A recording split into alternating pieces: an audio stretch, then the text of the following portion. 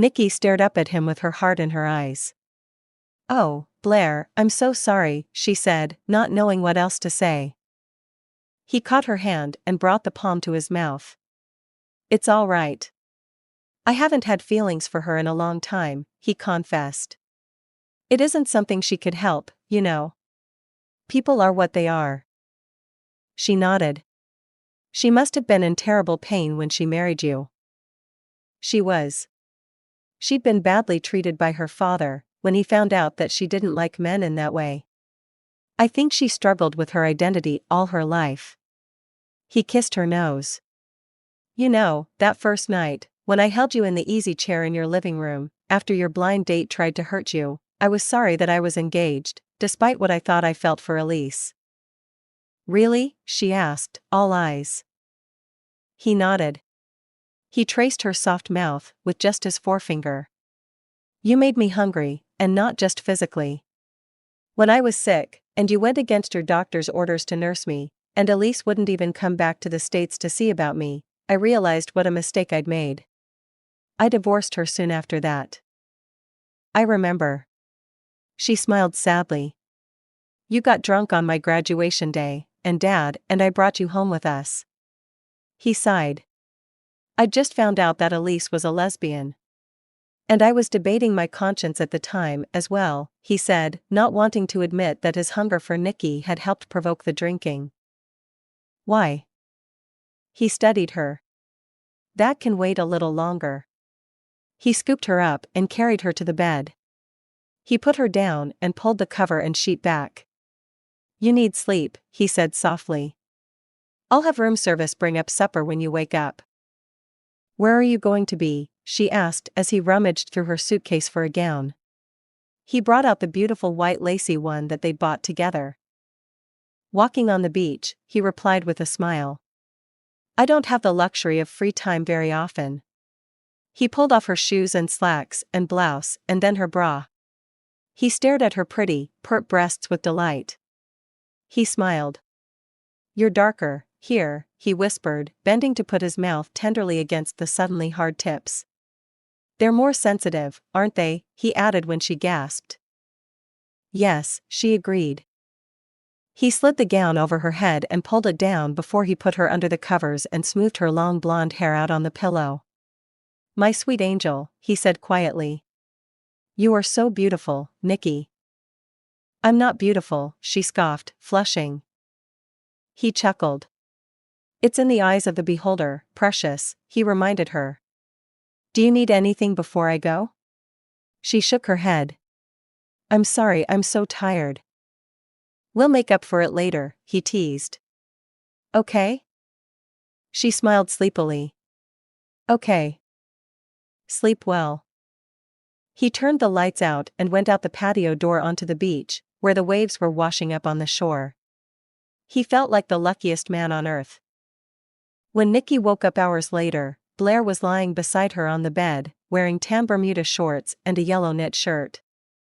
He looked very handsome, with his black hair thick and clean and wavy, and his broad face freshly shaven. He smelled of soap and light cologne, and Niki thought he had to be the most gorgeous man in the whole world. His chest was broad, and curling black hair peered out of the opening at his throat. She remembered how it felt against her bare breasts and blushed in spite of herself. Her eyes lowered to his legs like tree trunks, muscular and faintly feathered with hair. He was chuckling softly at her intense scrutiny. "I can't help staring at you," she confessed. "I think you're gorgeous, Blair." "I think you are too," he replied. One lean hand brushed back her own hair. His eyes were soft and tender on her wan face. "Feel rocky?" "Just a bit," she said. "The fatigue is the worst." "It will get better," he said. "I read this book," he added. "All about the early stages of pregnancy. Those vitamins, in time, will make you think you can lift the front end of a semi."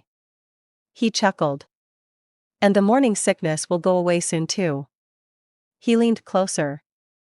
"As long as you don't try to eat eggs," he teased. She rolled over toward him and curled up in his arms. "I'm glad that you aren't angry about the baby," she said. I was scared to death that I might not ever have a baby. I sort of pushed you off balance. He was laughing. I was already off balance. I wanted you to the point of madness 2 years ago. It hasn't gotten better in all the time between either. She turned her head on the pillow so that she could look into his eyes. Really? He traced her mouth with his forefinger. Really? I got more out of kissing you than I ever got out of sex with anyone else. Wow. Really? He laughed. That was what she'd whispered after their first intimacy. You make me feel 10 feet tall. She moved closer, tracing her fingers along his jawline. And you make me feel beautiful. You are beautiful, Niki, he replied, drawing her close. Inside and out. And you can't possibly imagine how much I want this baby. I want it almost as much as I want you, he said. She smoothed back his hair at his temple. I thought you loved Elise, that I would never be able to make you forget her. And then there was Janet, she added sadly. Janet. He kissed her forehead. I took her out trying to forget how it had been with you on the beach, he confessed. I was so hungry for you that I could hardly bear it. Janet was a diversion, honey. Only that. I could have married her years ago if I'd wanted to. It was always only friendship on my part. Nothing more. We were friends, she pointed out. He nibbled her lower lip. I was trying to protect you from me. She laughed softly, because he was smiling. Why? Because we're so far apart in age, he said. His face grew solemn. But then we thought you had cancer, and I realized that nothing guarantees us another day of life, that I could outlive you. It was a staggering reality. He winced. You don't know how I felt when you told me about the spot on your lung. That's why I got drunk and took you to bed, Niki. You didn't have to push me over the edge. The trick would have been keeping me out of your bed. I was desperate for you. She smiled lazily. I noticed. He sighed as he kissed her nose. Life is unpredictable. We have to live it one day at a time and not worry away the future. I'll take care of you, he added tenderly. All my life, Niki. As long as I live. I'll cherish you. She moved closer. And I'll take care of you. She brushed her mouth against his and smiled at the instant response. He drew her closer. Do you think? Niki suddenly sat up in bed and held her hand to her mouth. He let her go and followed her mad run into the bathroom, reaching for a washcloth even as she rushed to the toilet. Oh, damn, she groaned as she lost what little food was in her stomach. He bathed her forehead with cool water and smiled. We'll get through it together, honey, he said from beside her. It will get better. I promise. Later on, Blair ordered food from room service for them. Niki was able to keep a little soup down. Blair fed it to her spoonful by spoonful, watching her as if she was the most fascinating thing he'd ever seen. Is my nose on backward? She teased. He chuckled. I've never been around a pregnant woman, he explained. Every minute of it fascinates me. She was pale and lethargic, without makeup, still wearing the nightgown he'd put her in. He didn't seem to mind a bit. She loved the expression on his face. It fascinates me too, she replied. I've always wanted children. But after I got to know you, the only ones I wanted were yours. I used to dream about it. She stopped eating. What if this is just a dream, Blair? I'd rather die than wake up. So would I, he said gruffly. You could pinch me, just in case, she said. He bent and kissed the tip of her nose. I do not torture pregnant women, he informed her haughtily. She smiled from ear to ear and accepted the last spoonful of soup. That night she slept close and warm in his arms, curled into him like a treasure, sate and cherished. He might not truly love her, she thought, but he cared for her a great deal. It made her happy that he wanted the baby. But it was worrying that she was too sick to offer him the physical part of marriage. She hoped the nausea would pass soon, that she'd feel the way she did that one unforgettable night in his arms. The next morning Blair tried to finish breakfast in between constant business calls. She knew that it followed him everywhere. He spent much of his time delegating chores, answering questions, positioning management personnel. He saw Niki watching him with a tiny, loving smile and forgot what he was saying. The caller had to prompt him to answer the question. He did, then ended the call. He turned his phone off and tossed it onto a table near the patio window. "I hate the damned cell phone," he muttered. "You can't make people leave you alone as long as it's turned on." She moved close to him and pressed herself into his arms. "You're a high-powered businessman. You have a lot of people who depend on you to keep the corporation running," she said simply.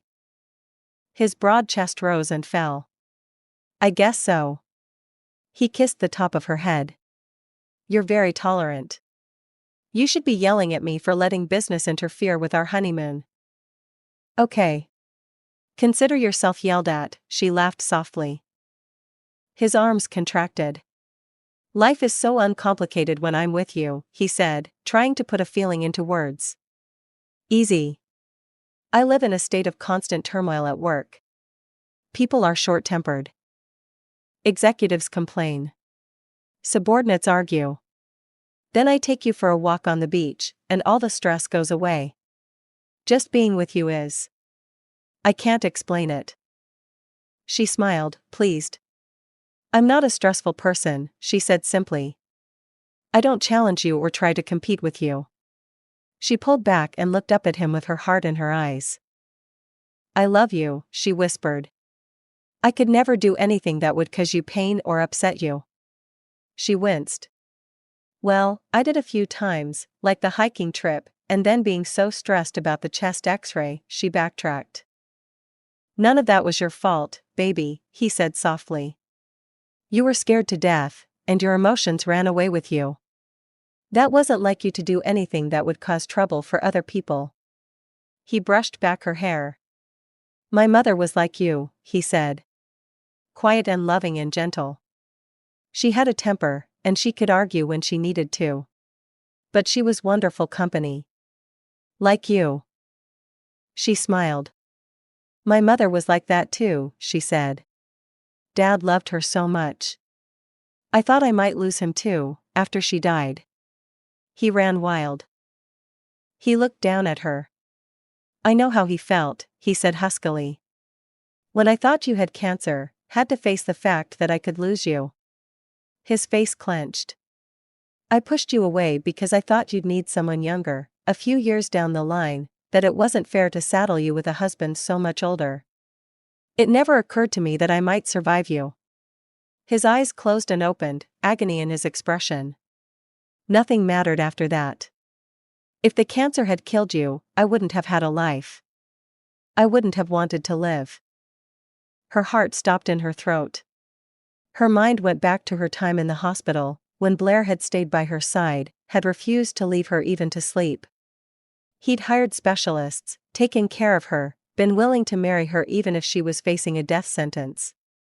When he realized she was pregnant, he'd acted as if he'd won the lottery. He couldn't wait to marry her.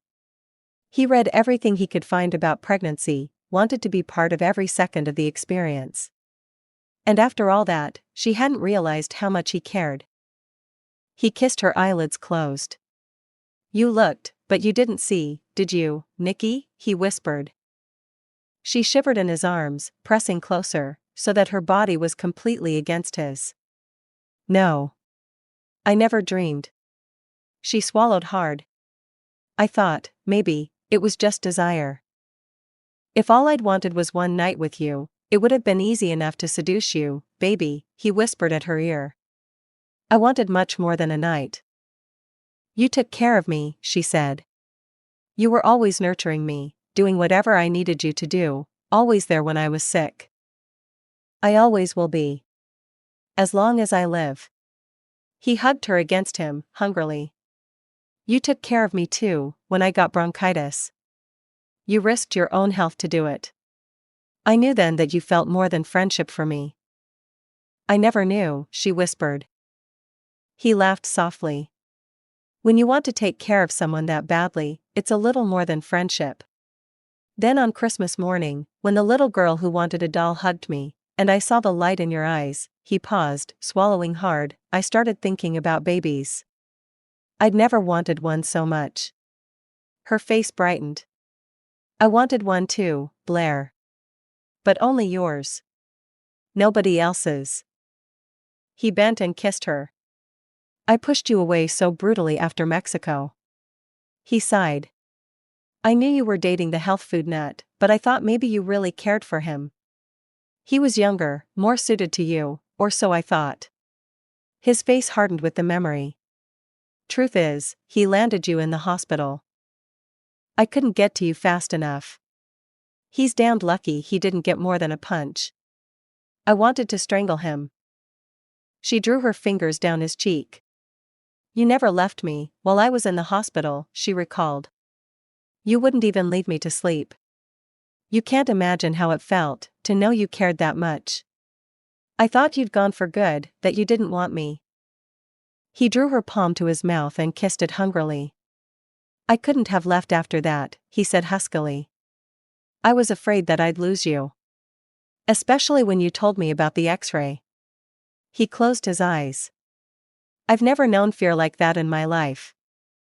Neither have I, she confessed. I just went overboard, thinking I was going to end up like Mama did.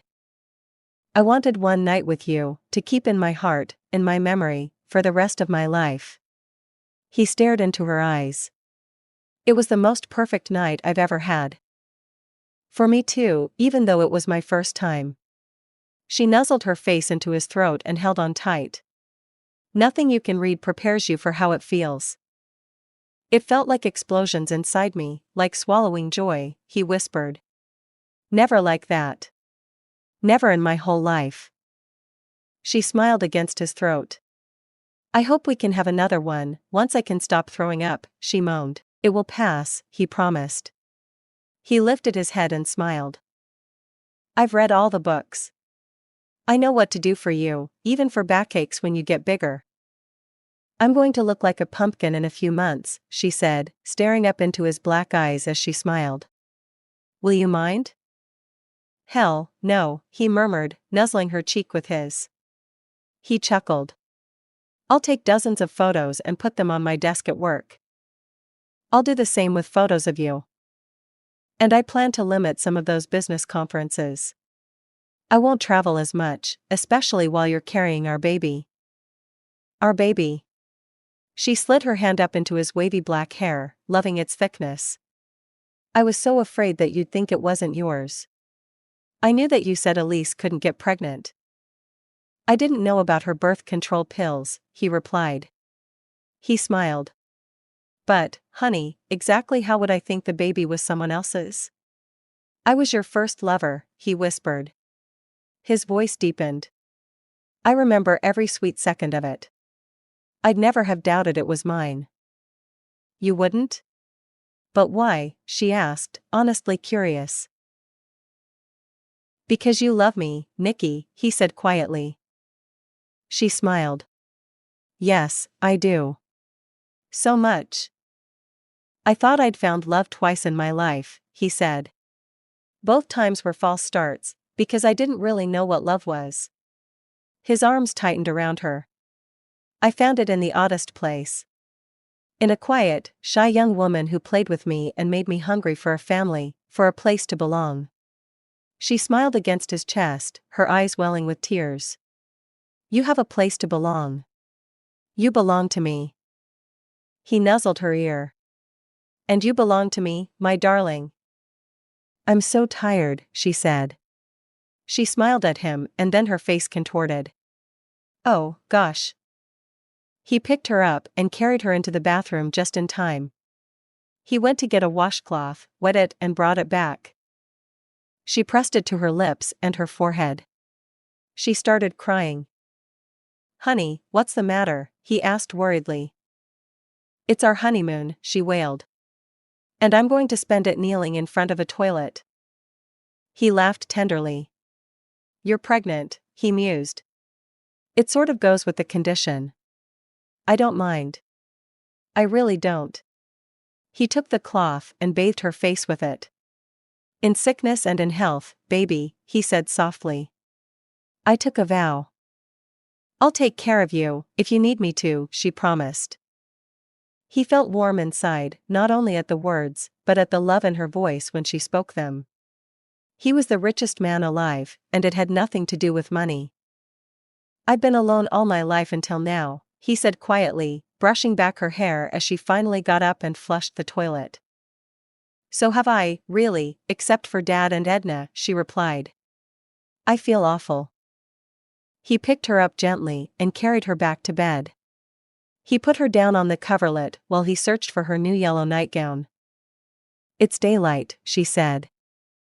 You're sick, he replied, smiling. You can get up when you feel better. He pulled off her long dress and tugged the pretty yellow frilly gown over her head. It was one of the ones they'd bought together at Neiman Marcus. He tucked her in. Need something to drink? He asked gently. Is there any ginger ale in the minibar? She asked. I'll check. He found one can of it, opened it and handed it to her. Thanks, she said, smiling up at him. She sipped it, finding that it calmed her stomach quite nicely. Blair, can you find my pills in the little suitcase? There should be 2 bottles, one's vitamins, and the other is nausea medicine. I'll check. He dug them out and handed them to her. I forgot to take the nausea pill this morning, she said with a sheepish smile. It's new.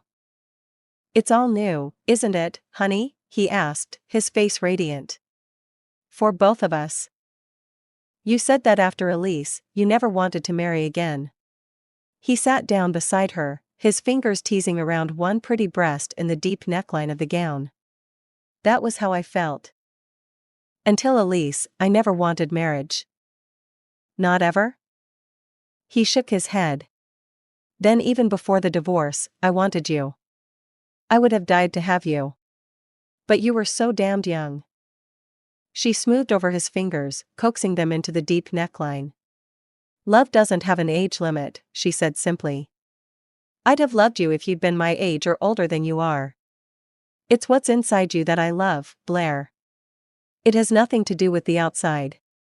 Even if the outside is utterly gorgeous, she added, eating him with her eyes. His high cheekbones flushed, but his black eyes twinkled. Gorgeous? Oh, yes, she said. She grimaced. And I wish I felt like doing something about it. Sick again? He asked gently. She sat, swallowing for a minute. She took the nausea pill and lay back. It's dreadful to feel this way on a honeymoon in paradise, she groaned. You'll feel better. When you do, we'll go tour the island, even if we have to carry a pail with us, he added with a grin. She laughed at his expression. Okay. And that's what I love about you, he said softly.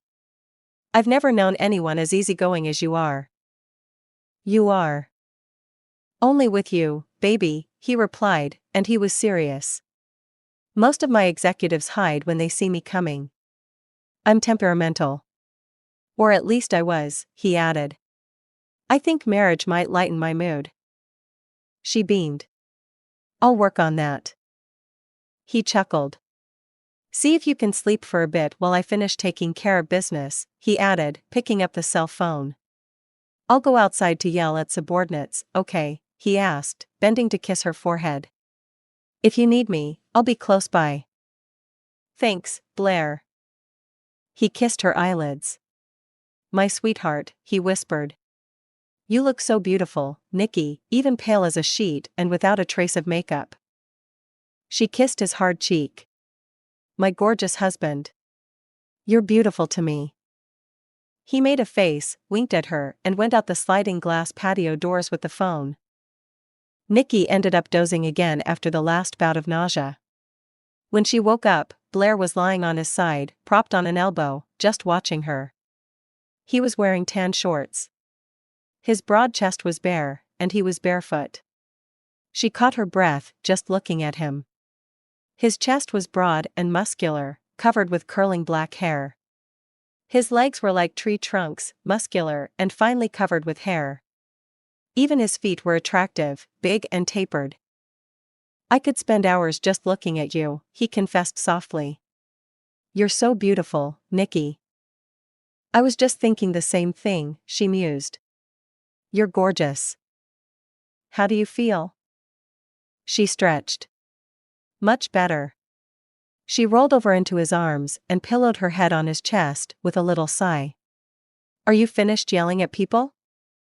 "For today," he chuckled. "I shut the damn thing off. Business gets tedious." She smoothed her hand over his chest, loving the play of muscles when she touched him. He was warm and strong. She turned her face and kissed the skin under the thick hair. He stiffened a little. It amazed her to find him vulnerable. That made her bold. She raised up, resting her chest on his, and kissed his mouth. Her nightgown was low-cut, and the top of her breasts pressed warm and soft into his chest.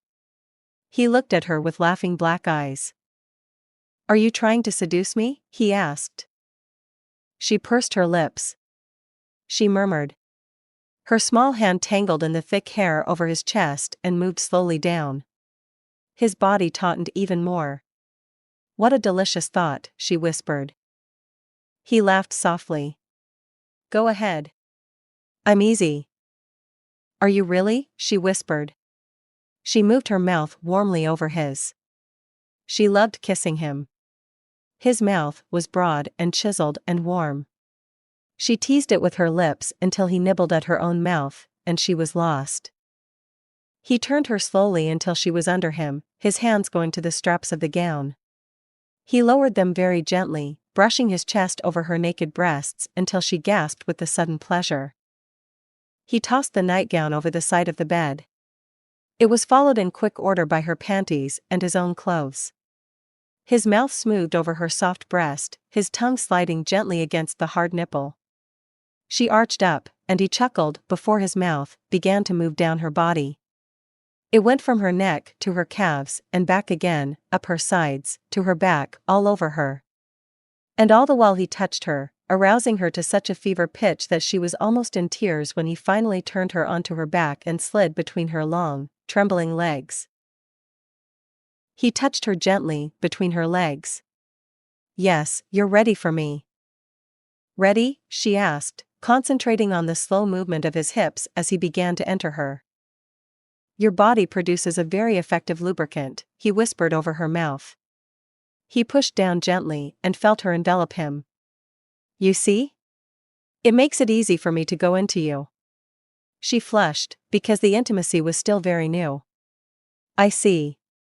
His mouth moved onto hers, teasing, exploring, while his hips rose and fell in a slow, easy rhythm that very quickly caught her up and made her whole body tense with each downward movement. "We have to learn to please each other," he whispered. "First times are difficult. But it gets easier as we go along. Do you like this?" His hips moved from side to side, and she shivered and cried out. "Yes, that works, doesn't it?" he teased. "How about this?" The movements were quick and hard, and she began to moan and dig her nails into his arms. Even that first night had been nothing like this. She shivered with each movement of his powerful body, felt him so deep in her body that she thought they might be joined forever. He was far more potent than he'd been, the first time. She arched up to him, her eyes wide open with pleasure and surprise. You're more than last time," she gasped. "Much more," he whispered, holding her eyes. "Men are more potent at times. This is definitely one of them." He moved down. His body shuddered, and he whispered huskily as the pleasure bit into him, "Oh, God, honey, I don't think I can hold it much longer." "You don't have to," she said, moving with him. She gripped his shoulders hard. Her body trembled. "Please, now."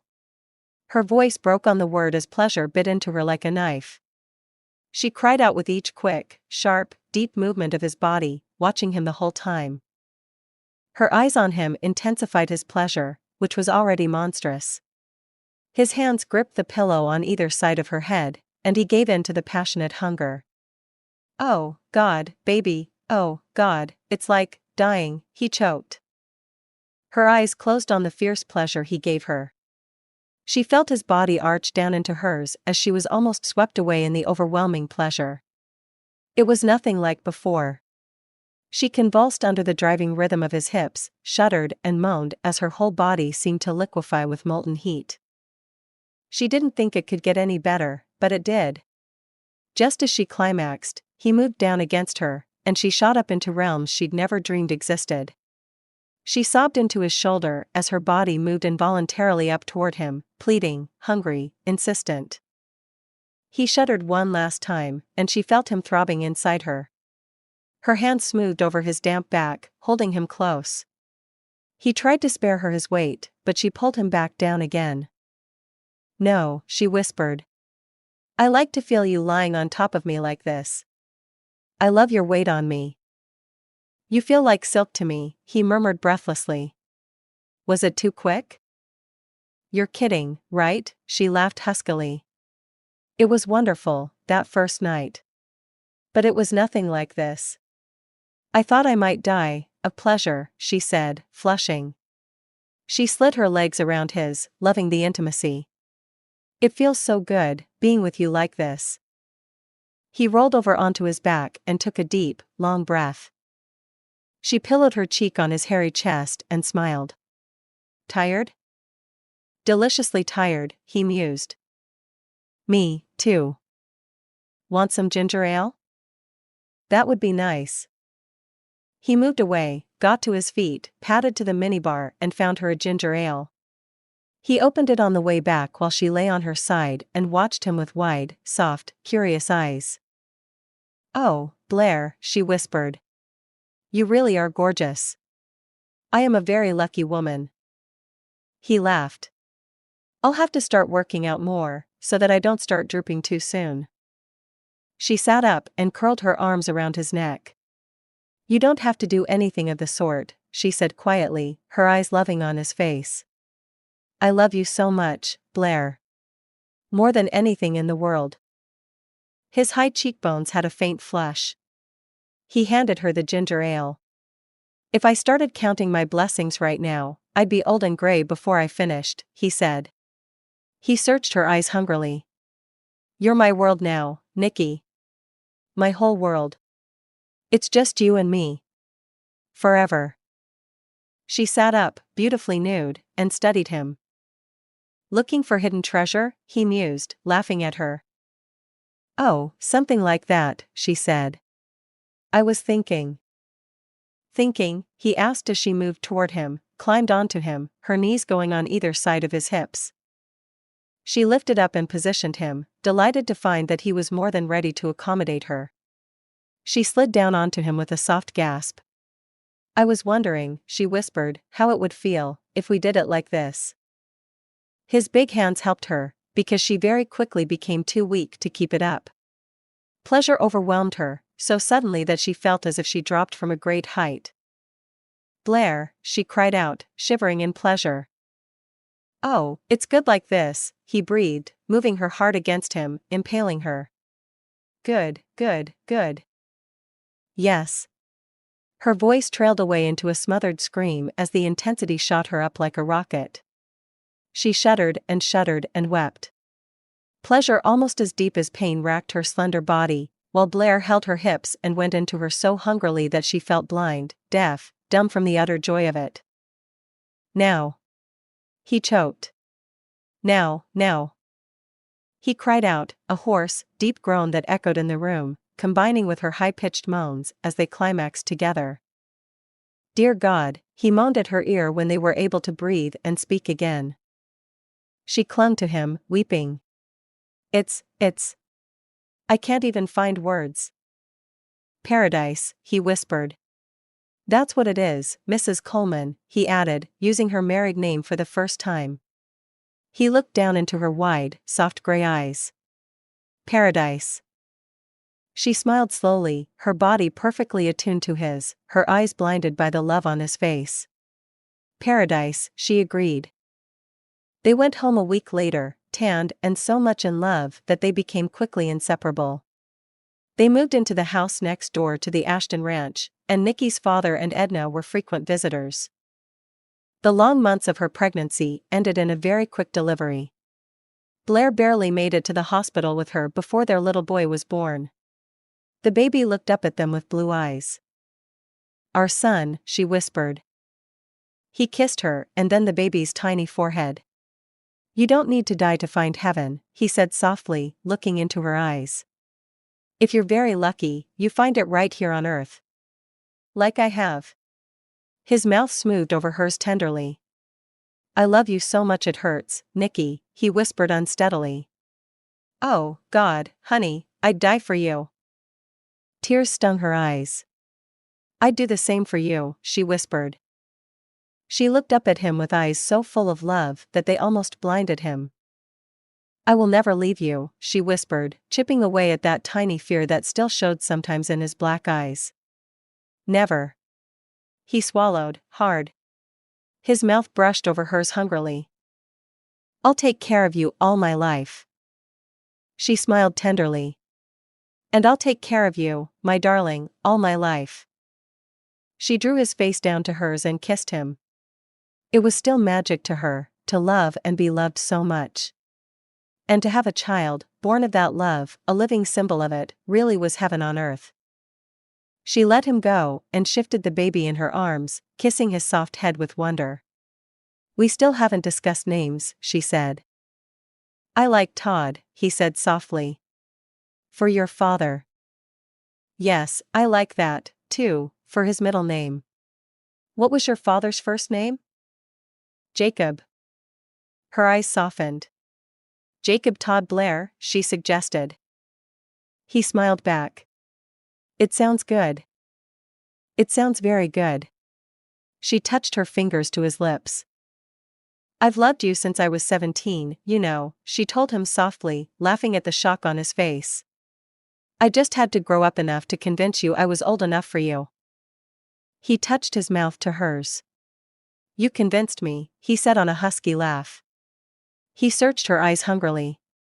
"My little hothouse orchid. I love you insanely." She felt warm inside, cherished and secure. "I love you back, insanely," she whispered intently. His mouth crushed down on hers for a few heated seconds until the baby moved restlessly in his mother's arms. They both looked down at him then, their hands locked together over his small body. And they beamed.